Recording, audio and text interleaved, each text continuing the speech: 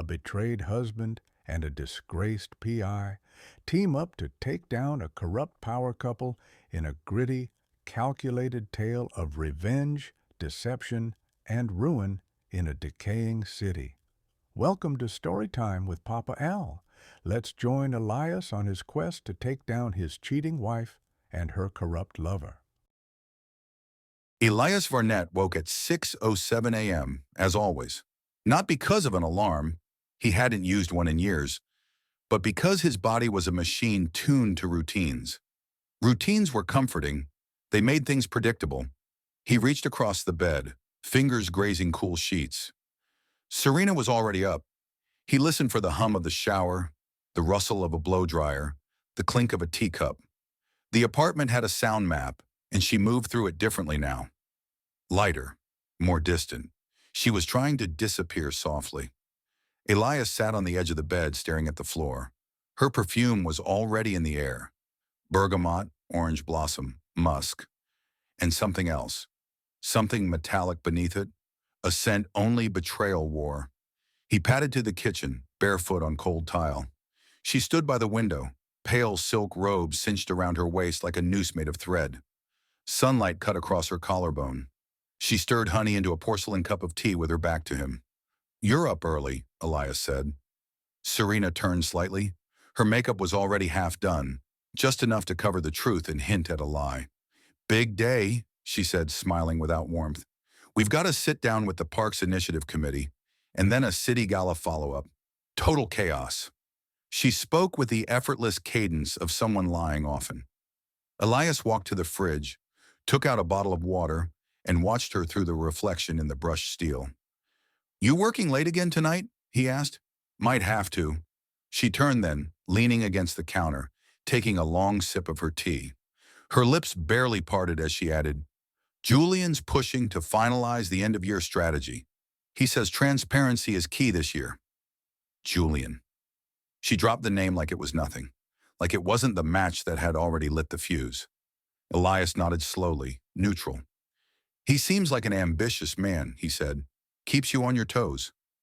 "He keeps everyone on their toes. That's why he's rising. Can't afford dead weight in his circle." She walked over and placed a kiss on Elias's cheek. A ghost of a kiss, clinical, like a nurse checking vitals. Then she was gone, heels tapping down the hallway toward the door. When the door shut, Elias let out a breath he didn't know he was holding. The silence in her eyes had said more than any confession ever could. Elias waited 3 days.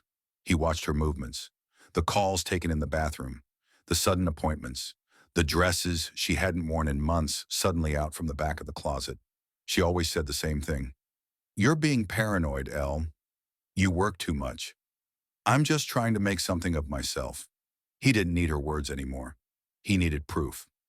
So on Sunday afternoon, while Serena was brunching with the committee, Elias pulled the external drive from his fire safe and connected it to her laptop. The encryption wall was solid. She'd become careful. But Elias was a systems architect. This was what he did. And Serena, for all her cleverness, wasn't him. Within minutes, he had her private browser history, messaging logs, metadata from deleted images, and a trail of location data she thought wiped from her phone. Her messages were coded in euphemism and misdirection, but the pattern was clear. The name appeared 3 times: Julian Dresk, councilman, city kingmaker. A man who kissed babies and destroyed rivals in the same press cycle. A man Serena had praised, too casually, a dozen times in passing. One message stood out, a private message on an encrypted app, time-stamped 2 weeks ago. "Tonight was electric. I want to show you the house in Warwick Heights this weekend. Let him think you're working. You belong in rooms with men like me, S." There were more. Hidden photo caches, hotel receipts, a rental car log, a burner phone number attached to a prepaid card he found stashed behind a copy of The Art of War in her office bookshelf. The irony did not go unnoticed. The images, 2 bodies under sheets, grainy but unmistakable. The silhouette of Julian's silver watch on the nightstand. Serena's robe pulled on the floor like a discarded costume. Elias sat back in his chair, eyes unblinking. This wasn't just cheating. Serena wasn't fleeing him. She was trading up. Julian wasn't just a lover. He was a future, a gateway. And Elias was an obstacle she was sidestepping with surgical precision. His jaw tightened. If she had burned the house down, he might have forgiven her. But Serena was replacing the furniture while he was still sitting on it. The Pine Box was the kind of place that didn't advertise. It didn't need to. If you had to ask how to find it, you didn't belong there. Elias pushed open the door and stepped into low amber light and the sharp scent of old beer, cheaper whiskey, and men who'd seen better years. Conversation stopped for a heartbeat, then resumed like old engines sputtering back to life. He found Cal Rourke in the back booth, nursing a glass of something brown and unforgiving, cigarette smoke curling up into a loose halo. "Rourke?" Elias asked. The man glanced up from his glass. "Depends," he rasped. "Who's asking?" "I'm Elias Varnett. I was told you used to be good, before the system chewed you up." Cal snorted. "System didn't chew me up. I tried to yank out one of its teeth. Got myself bit." He gestured to the seat across from him. Elias sat, the vinyl bench groaning under both of them. "I need a man with nothing to lose," Elias said, "and a long memory." Rourke lit another cigarette, eyes narrowing. "Who?" "Julian Dresk." The pause was longer this time. The cigarette hovered mid-air before slowly reaching his lips. "Big target. He's sleeping with my wife, using her, grooming her into his circle." "And you want him dead?" "No," Elias said. "I want him buried, publicly, in flames. I want her beside him when it happens." Rourke exhaled smoke in a single stream and smiled for the first time. It wasn't a kind smile. "Well, crap. Looks like I found religion again." Elias sat in Rourke's office, a dim, cluttered room over a pawn shop that smelled like mildew and old regret. Files lay scattered across the desk.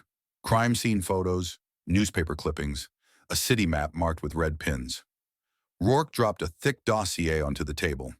"Dresk's a phantom. Everything bad he's done is behind 5 proxies and a dead accountant. But I got close once.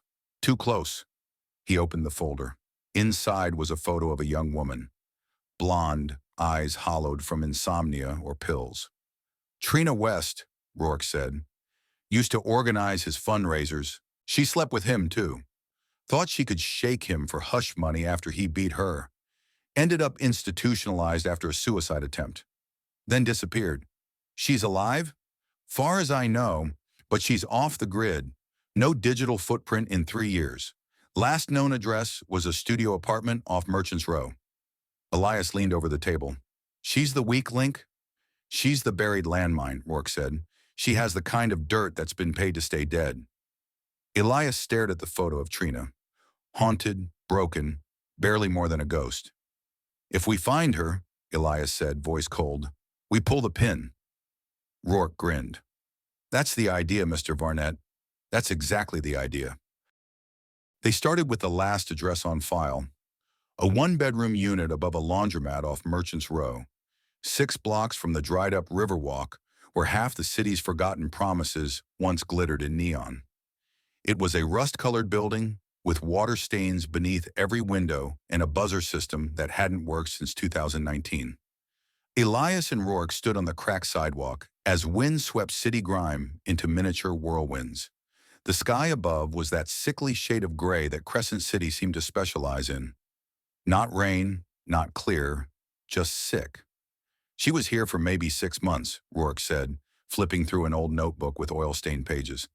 "Moved in after her incident. Short lease. Paid cash. No forwarding address." Elias peered up at the 3rd-floor window. One pane boarded, another smeared with grime. "What happened to her here?" "Landlord said she screamed at night. Neighbors called it PTSD, said she never spoke to anyone. Got her groceries delivered. The mail piled up until someone reported a smell. Turned out it was just rotting food." "And after that?" Rourke shrugged. "Disappeared." They checked the mailboxes anyway. One still had her name, W. Trina, scratched in cheap label maker tape. Inside were just real estate flyers, unopened past due notices, and a yellowed envelope with no return address. Rourke used a pen to fish it out, slid the paper from the envelope. A single message typed, "If you speak again, you'll be found in a river." Rourke folded the note and slipped it into his coat. "Subtle." Elias looked at him. "You think it was Dresk?" Rourke lit a cigarette with a cheap plastic lighter. "If it wasn't him, it was someone who gets paid to spell like him." 3 nights later, they found a lead.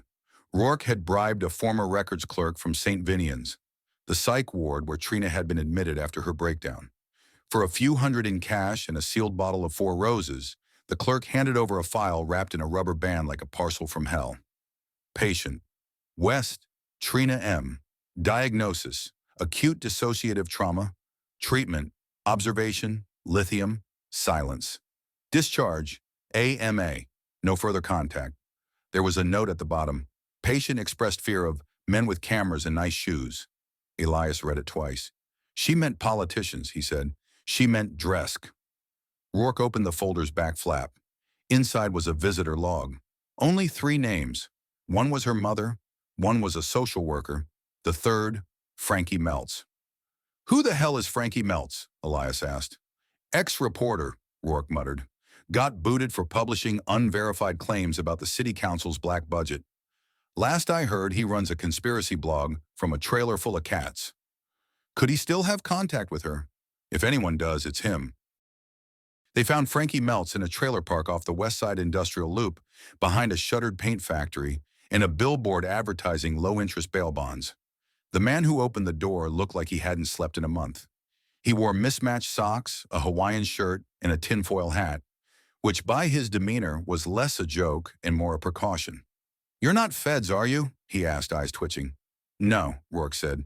"Worse. Private citizens with questions."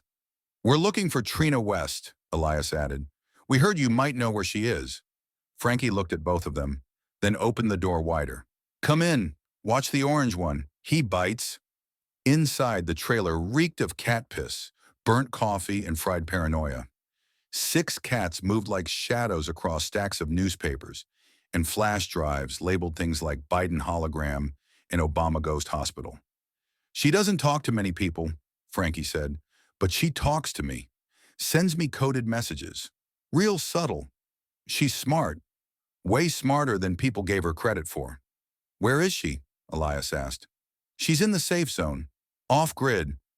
I can't give you her address unless I know you're not part of the cleanup crew." "We're not here to hurt her," Rourke said. "We're here to bring Julian Dresk down. Publicly. Permanently." Frankie leaned in, eyes wild. "I warned her. I told her not to trust him. He used her like a test dummy. Ran her through his circle like wine at a donor dinner. You know what she told me once? That he smiled after she told him she wanted to stop. Smiled like she was a child telling a bedtime story." Elias's knuckles whitened. "She has something," Rourke said. Frankie nodded. "A drive. Locked up. Audio. Maybe video. She told me she recorded him once, during one of his little private dinners. Said if anything happened to her, it would burn everything down." "Where is she?" Elias asked again. Frankie hesitated, then sighed. "There's a halfway house 2 hours north of the city, run by ex-nuns and rehab dropouts. They don't keep records, no phones, no clocks. It's the last place she felt human." He scribbled an address on a napkin. "You go there," he said, "and be real careful what you bring with you. You don't just knock on her door and ask for a tape. You earn it." Ash Haven wasn't on any official maps. It sat like a forgotten thought behind a defunct state highway, ringed with pine trees that choked out sound. The sign at the entrance was made of rusting wrought iron. "Ash Haven Recovery Center. Peace Forgotten Souls." Elias and Rourke parked outside the gate, beyond which sat a row of converted cabins and a small garden of stones and wind chimes. A woman in her 60s greeted them. Her name was Sister Daria, though she admitted she hadn't worn the cloth in years. "You're not family," she said after hearing their request. "No," Elias said. "We're something else, something worse. She doesn't like visitors, especially men." "She has something," Elias said. "Something that can save lives. We need it. We're not here to use her. We're here to punish the ones who did." Daria studied them, then stepped aside. "She's in cabin 6. If she screams, I shoot you. Understood?" "Understood," Rourke muttered. The door to cabin 6 opened slowly. Trina West looked smaller than her photos. Fragile. She wore a gray sweater too big for her, sleeves covering her wrists. Her hair was cut short now, unevenly, and her eyes darted like prey expecting the pounce. "I remember you," she said softly, looking at Rourke. "You're the one who tried." He nodded. "I need to ask you something," Elias said. "I know what you want," she replied. "Everyone always wants the same thing." "No," Elias said. "I don't want to save myself. I want to ruin him." She blinked. "Show me your hands," she whispered. He raised them. "No shaking, no sweat. You're not lying." She turned slowly, moved to a wooden chest under her cot. She opened it and pulled out a small flash drive in a velvet pouch. "He talked to me like I was a room," she said. "Said things in front of me because he thought I wouldn't understand, or wouldn't survive long enough to repeat them." She handed Elias the drive. "He talks about bribes, about an accident he caused in Eastboro. He names names. You play this at a press conference, the city burns. So does she." "Serena?" Elias asked. Trina nodded. "She's in it too." Rourke's office had changed. Gone were the piles of crusted ashtrays and half-empty bottles. The clutter was pushed to the corners, replaced by a folding table covered in laptops, drives, a dusty microphone, and 2 external monitors flickering with raw footage. It felt like a war room. Elias sat before the main screen, jaw clenched. The audio from the flash drive played over cheap speakers, but every word hit with the weight of a gavel. Julian Dresk's voice oozed self-assurance. "The audit committee is just optics. You move the money through the sub-developer, you stage the meeting with the minority board, and you hold the real conversation at Serena's fundraiser over shrimp cocktails." Elias clicked forward. Another clip. "She knows how to speak their language. The wives, the board donors. She's elegant, she plays dumb, just enough to disarm them. Elias? He's a ghost. Pays for everything, asks nothing." Elias flinched slightly. Rourke, watching from the other side of the room, kept his voice low. "You want to fast forward the burn? We drop the whole thing in one go. No warning. Nuclear option." "No," Elias said. "We do this piece by piece." "Death by exposure?" "Exactly." Rourke leaned against the wall and cracked open a soda. "You've got a gift for cruelty." Elias didn't respond right away. His eyes were locked on the screen, where Julian's hand was brushing Serena's wrist over a glass of wine. When he did speak, it was ice in a glass. Number just memory. They began with infrastructure, the most boring, least sexy scandal, because it would be overlooked. Elias edited a segment from the drive where Julian outlined a fake bid system for city sidewalk renovations. Helmar and Sons wins the bid. They're a shell. The real work's done by NVO contractors, Serena's cousin's company. Kickback gets routed through the gala fund. No one's sober enough to ask questions. The two sent it to a small-time legal blog run by a failed prosecutor. He published it under anonymous tip from a concerned engineer. The response was immediate. A Reddit thread, a YouTube breakdown, a councilwoman issuing a cautious statement. The city's Public Oversight Committee voted to audit Julian's district. It was beautiful in its restraint. "The sidewalk scandal's bait," Rourke said that night, smirking around a toothpick. "The real meat's behind door number 2. "The sex?" Elias asked flatly. Rourke nodded. "The optics, the betrayal, the kind of drama people click. Let the money hook the lawyers, but the affair? That's for the mob." Serena Varnett still lived in their loft, as Elias had moved out 6 weeks earlier. She called only once during the initial scandal. At midnight, no voicemail. When Elias didn't answer, she texted instead. "We need to talk. I'm not your enemy." The irony almost made him laugh. She'd always thought herself the chess master. Elegant, calm, smiling behind eyes that never blinked. But now her calm was cracking. She met with Julian in secret. Their public appearances ceased. Serena began rotating between different stylists, as if a change in hair could reverse the rot in her foundation. And then came the day Elias saw her on the news, leaving City Hall after her voluntary statement. The cameras caught it, a flinch when someone called her a whore for power. her jaw locked tight, not in shame, but in rage. She's not broken yet, Rourke observed. Still thinks she can pivot. She's wrong, Elias said. Let's make her realize it. The next leak was audio, a candid clip, late in the drive, from a conversation between Julian and a pack manager, and Serena seated at the same table, laughter threading their words. Julian, he's weak. You just say the right thing in bed, he asked, no questions. Serena, I should have married into politics the first time, not IT.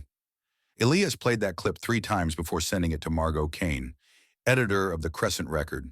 It ran above the fold the next morning. Councilman Dresk and social strategist implicated in private funding scheme. The article didn't just cite corruption. It spelled betrayal. The comments section exploded. Social media lit up with calls for Julian's resignation. Serena was named. The court of public opinion pounced like wolves with fresh blood in the snow. Rourke and Elias watched it from a diner booth, steam rising from mugs of burnt coffee. She'll run, Rourke said. No, Elias replied, eyes locked on the TV above the counter. She'll try to talk her way out. She doesn't understand how many people she's hurt yet. And Serena tried. She made a video, high definition, carefully lit, makeup subtle, tone polished. She spoke about misunderstanding, about misinformation. She never mentioned Elias. She called Julian a colleague. It was a desperate surgical PR move, and it failed. Julian's office issued a statement the next day. Defensive, dismissive, predictable. But then the FBI subpoenas started hitting inboxes. Not just city council, not just Serena. Julian's assistants, his drivers, his PAC managers. Someone flipped. Rourke suspected it was a low-level staffer named Carl Trino, who had disappeared from social media and was seen entering the federal building late at night. You sure you don't want a press tour? Rourke asked Elias one night. You could get interviewed. Anonymous voice. Shadow in the dark. The avenging husband. No, Elias said. This was never about being seen. He paused. This is about watching them not be seen anymore. The call came at 2:03 a.m. Elias stared at the screen for 5 seconds before answering. Serena's voice trembled. Barely. Elias, he said nothing. I need to know if it was you, if you sent them. He didn't answer. She continued. I didn't want it to be like this. I never meant to. We had something, once, didn't we? Her voice cracked then, the first time Elias had ever heard it falter without theater. He answered, yes, we had something. You broke it. And now we have this. I can fix it. No, he said. You can confess. She didn't respond. The line was heavy with breath and shame and too late tears. I'm scared, she whispered finally. Elias didn't offer comfort. I know. He hung up. Julian's arrest was less dramatic than expected. No cuffs on the evening news, no rain-slick chase, just 2 marshals in suits escorting him from a private club in front of a dozen stunned donors. He went quietly. But the video leaked. A phone capture from a waitress. It showed Julian smirking as he was walked out, nodding like it was all beneath him. That smirk would become infamous. By morning, the headlines declared war. City Council kingpin indicted on 14 counts. Fraud, obstruction, conspiracy. Behind the words, Elias watched the empire collapse. Developers scrambled. Investors pulled out. Julian's inner circle was indicted, one by one. Serena was named as a co-conspirator. Her assets were frozen. Her socialite status turned leper overnight. She appeared in court wearing black. No designer label. No smile. Just shadows. Elias stood on the roof of his new apartment, overlooking Crescent City. A different skyline now. One without banners for Julian's re-election. One missing Serena's eyes in gala ads. Rourke joined him with a bag of takeout and a cheap bottle of rye. You did it, he said simply. Elias nodded. You want to know the best part? Elias asked. Always. She still doesn't know how deep it went. She thinks this was about the affair, about my ego.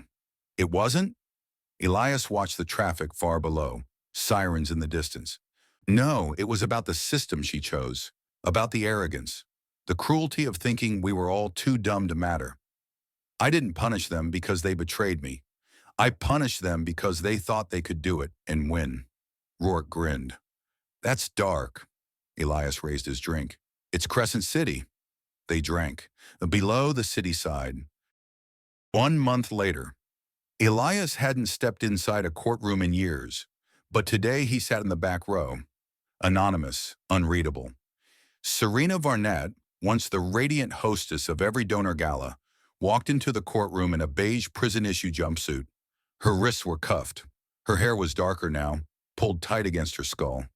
Her cheekbones looked sharper, as if her pride had been slowly eaten by rats. She didn't look for him. He wasn't sure if she even knew he was there. Her lawyer whispered something in her ear. She gave no reaction. The judge was clinical, calm.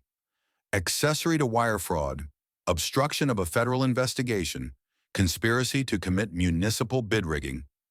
The plea had already been entered. Guilty. Her sentence, 5 years, minimum security, no parole for 2. Restitution required, seized assets, civic ban. She didn't cry. Elias stood as she was led away. Their eyes met for a flicker of a second. She didn't blink. Neither did he. He left without a word. 3 weeks after sentencing, a letter arrived. The envelope was plain. The handwriting, delicate, familiar. Elias, I don't know what I expected. Apologies seem stupid now. I used to think I was smarter than everyone. I was wrong. I see your hand in every part of the fallout, and I know it wasn't just rage. It was brilliance. Terrifying, cold brilliance. I don't hate you, but I don't understand you either. Maybe I never did. Serena. He burned the letter without reading the rest. Rourke parked the car by the trees just outside Ash Haven. Trina West had requested the meeting, not through Frankie this time, directly. A handwritten note slid under Rourke's door. Elias walked the path toward the cabin where it all had restarted. She met him on the porch, thinner now, but her eyes clearer than before. I watched the hearing, she said. I watched her face.